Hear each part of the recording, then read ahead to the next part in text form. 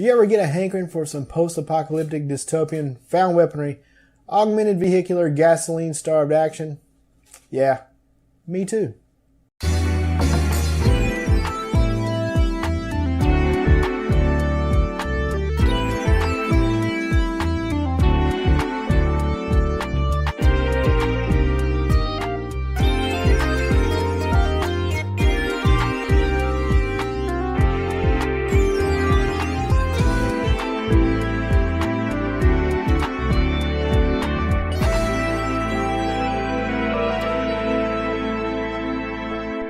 So, I was all set to play Mad Max, but then I remembered that my computer is a pile of crap and had to find a substitute of some description. Rage, released in 2011, was developed by id Software and published by Bethesda Software. Rage has a pretty predictable post-apocalyptic plot. In 2029, the asteroid 99942 Apophis crashes into Earth and completely destroys civilization as we know it. Those that survive come together to forge some semblance of a new society. And anytime people attempt to build civilization, of course, assholes are going to show up. These societies are under constant attacks from assorted bandit groups. Back when the inhabitants of Earth first learned of the asteroid, an international initiative known as the Eden Project was initiated. The project involved the use of hundreds of arks that contained cryogenic pods. These arks were buried beneath the Earth's surface and contained enough survivors to rebuild the population in the future. Unfortunately, the Eden Project wasn't exactly successful. 106 years after the asteroid crashes, you awake in your ark and you are the lone survivor. Your ark had been badly damaged and everyone else is dead. Alone, confused, and probably a little scared, you leave for the surface. It doesn't take long after you emerge from your ark before you are greeted by members of the Ghost Clan, one of the many bandit clans you are going to encounter as the game progresses. Fortunately, Dan Hager saves you and takes you back to his settlement. The second Dan called to me, I instantly felt at peace, like I'd encountered a friend, a real friend, someone I could trust. That's when I realized it was the voice of John Goodman, so of course I felt comfortable. At any rate, you head back to the settlement and proceed to do what you can to help out the Hager settlement. You also learn that your bloodstream contains nanotrites, which were infused into your bloodstream to help make you stronger. Typical video game way of explaining why you heal automatically. You gotta love video game science. This pretty much sums up the game. You're going to work with Hager settlement for a while, then move to Wellspring, then finally the subway town. So you help these folks, then these folks, then these folks. Interestingly enough, I kept wanting to go back to the Hager settlement. I always felt the most at home there. There's this part of me that hoped to just move back to Hager, marry, lose some, settle down, have some children, and make the best life we possibly could. But no, I gotta be a badass. Well, we all have our parts to play. So, help settlements with their bandit and mutant problems. That's right, mutants.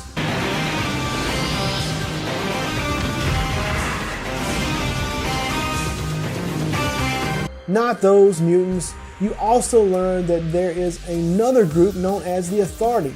And like everyone else, the Authority is highly organized and possesses some serious tech. The Authority is particularly interested in you and other Ark survivors because of the nanotrites, of course.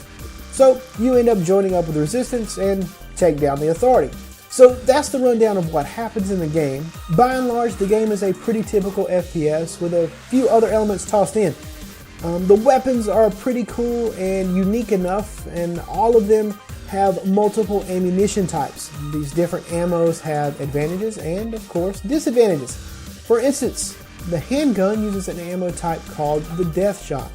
It's kind of like a rapid fire shot that pretty much wreaks havoc on whatever enemy you are blasting down.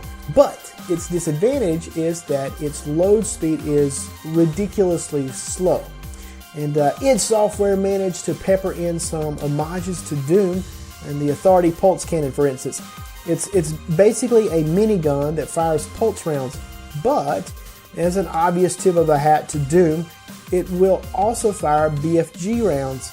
Now, BFG rounds take a few seconds to charge up, but once they do, and they fire, they pretty much do the exact same thing as the BFG from Doom does. And it's very, very satisfying. So yeah, the weapons are cool. There are also some pretty great secondary weapons. The most iconic from Rage would certainly be the wing sticks. The look of wing sticks is remarkably similar to the Nerf boomerang. In my usual research, who am I kidding, I look all of this crap up on Wikipedia. Anyway, I came across this. Apparently a toy wing stick was made as a promotional item for the game. Pretty cool, I think. Wouldn't mind getting a hold of one of these myself. Anyway, as the game progresses and you get schematics for the advanced wing stick, you get to construct a beefier version of the wing stick. Basically, it just returns to you as long as it hasn't run into anything, and heck, sometimes it comes back to you after clearing a room of enemies. You basically begin to feel like Corwin from Kroll.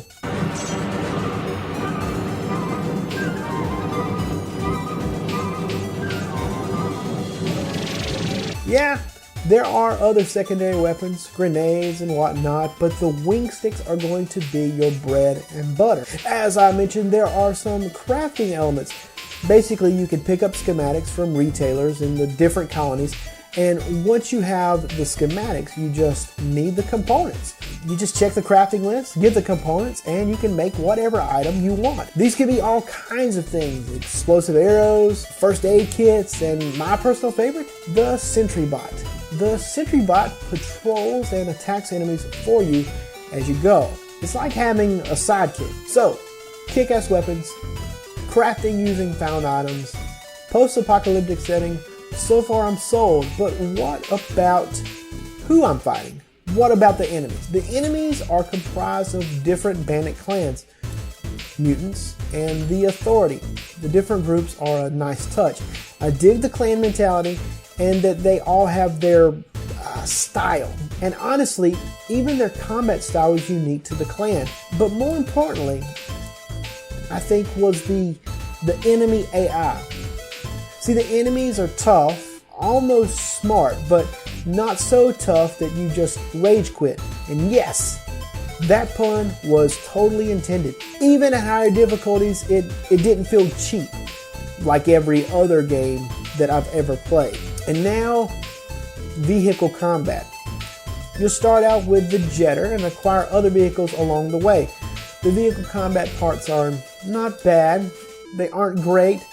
They just didn't satisfy the itch I was trying to scratch. Most of the vehicle combat sequences are incidental and can be completely skipped just by driving past.